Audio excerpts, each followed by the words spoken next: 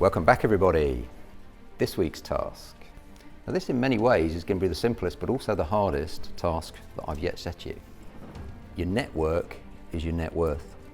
I want each of you to write down 5 people that you spend the most time with. A year from now, you're going to be the product of the 5 people you spend most time with and the books that you read. So if you, a year from now, are going to be the product of the 5 people that you hang around with, you better be very clear about the 5 people you're hanging around with. Ask yourself this question: who of those 5 people that I hang around with is the one that I most genuinely want to be like?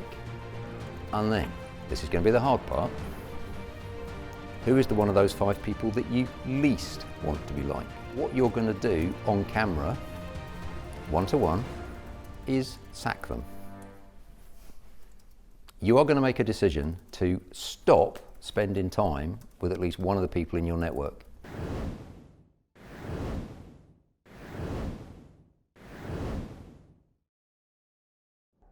Being set the task of choosing 5 people, I have done that. Interestingly, 4 of which are women and 1 is a man. Got my list of 5. It's been an interesting exercise because actually I see there's a link between how much these people earn and their positivity score, which I hadn't thought about before. It was a challenging task for now because I see myself as being kind of #blessed with a fantastic network around me of both family, friends and business associates. Each of the people that I spend time with, they've all got very strong character traits that I aspire to, and individually they might be slightly different, but they're all very, very positive people. There's 5, maybe 6 real core people that I spend my time with, and yes, individually each one of them carries traits that I do try and implement in myself, try and grow in myself. First of all, I would say I spend most of the time with myself because 15 to 16 hours a day I spend with myself. So if I see myself as a different entity, then I would have to change some of the things what I do every day. So that's one of the things. So when it comes to your feedback to the camera, what I want you to do is explain to the camera 2 things. Who is the person in your network that you most want to be like, and why? What are the attributes? What are the assets? What are the things that they're doing? What are the services they're providing that you want to be more like in them? The person I'd most like to be out of that list is an ex-colleague of mine, Sandeep, who shares a lot of the same values as I do. So it's always a very easy conversation with him. I can almost predict what his answer is going to be because we have so much in common, really.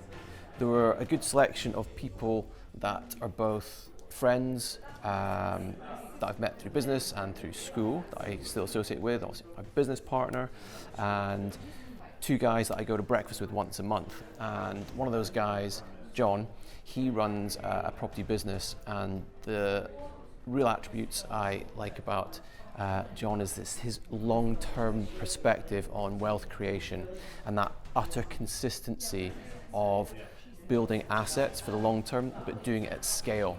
And that's something I'd like to do more of and replicate in myself. And he's also incredibly generous for charitable causes, which I admire a lot as well. I've been spending lots of time with Paula and Annika. They're the most positive people that I would like to aspire to be like. The next positive people in my life are my children. They encourage me a lot and they always keep me going, and if I ever feel down they say, "Mummy, go for it, go for it." Paul and Annika are worth millions. My children, to me, they haven't got millions, but they're worth millions to me. I have to say that if I was to choose 2 of them who would have been the biggest influences, I'd say my dad's a huge inspiration to me. He's always been very proactive, very can-do, pragmatic attitude. And also Sen, as my business partner, being a couple of years ahead of me and a couple of steps ahead of me in family. That I sort of spend most of my time with, although we've gone around the room and we realise that a lot of us don't have a big social life. Mostly I spend time with myself, to be honest with you, but the person that I would probably want to be most like is another business partner of mine. She does a lot of courses in self-development, etc. And so I get a lot of inspiration from her. I've actually got my daughter on the list too, because she's going to be amazing once she starts getting into the workforce and what have you. And one of the things about myself that I want to improve on is my intolerance. I'm not very tolerant of people, and I have quite high expectations of myself. And the last person who is the most negative person in my life is one of my sisters. I use a lot of my energy to sort of convince her that property is good and there's no point, so I'll rather sack her from the job or, you know, she's my sister, so she's around me, but try and distance myself because I know property is good for investing, because she's the type to encourage people not to invest. And Paul says that, you know, if you don't want to do something, don't do it, but don't encourage other people not to. The thing I'd like to do more, I think, is to be more approachable. I'm quite used to being a senior manager, and some people kind of look at me and think I'm maybe not an approachable person. I think I need to open myself up more to people. Yeah. One thing I will change is I will use more of my time focused on improving myself than distracting myself. So that's what I would like to use more of my time. For me, I've been on this personal growth journey for about 7 or 8 years now, and I continually want to become a better leader and a better person so I can help the people around me. And I want to just continue to be a better husband, a better dad and friend and son. I'm not saying I'm not good as I am, I just want to become better, yeah. I have quite high expectations of myself, and sometimes I expect other people to be as much of a high achiever as I am, so that's a bit tricky for me. I think what I would like to change about myself is to not sacrifice so much and let people, try and do more for themselves. I think if I do that, it might be better for people. So instead of giving people fish, give them the rod to fish. So I think that would be what I would like to change about myself. I wanted to be changing was a challenge set by Anico today, which is to really challenge myself to push way beyond the comfort zone, challenge myself to take a step change in what I'm doing. Because I think Chris and I are doing brilliantly well, phenomenally well, but could we do more? Could we stretch ourselves further? Could we scale faster, scale bigger? Yeah, I think we could, but it's going to take a big push. And the reason I love this challenge is because it really aligns with my highest values. Well, no, it's all got to be on my terms. I want to have my cake and eat it. That's what it's all about.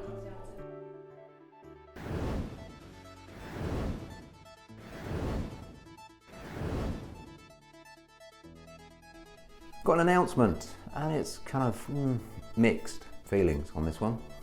I love working with the Millionaire Makers, and it's always sad, but it is a competition, so occasionally they have to leave. And I know we don't have favourites, we love all of them, but this person, such a superstar, and I know they're going to carry on doing wonderful things because they already are doing wonderful things.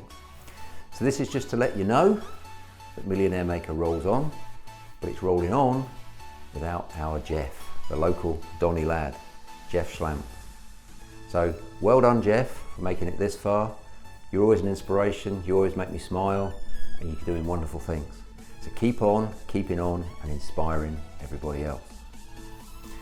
If you like Millionaire Maker and you don't want to miss any more episodes, just stay tuned.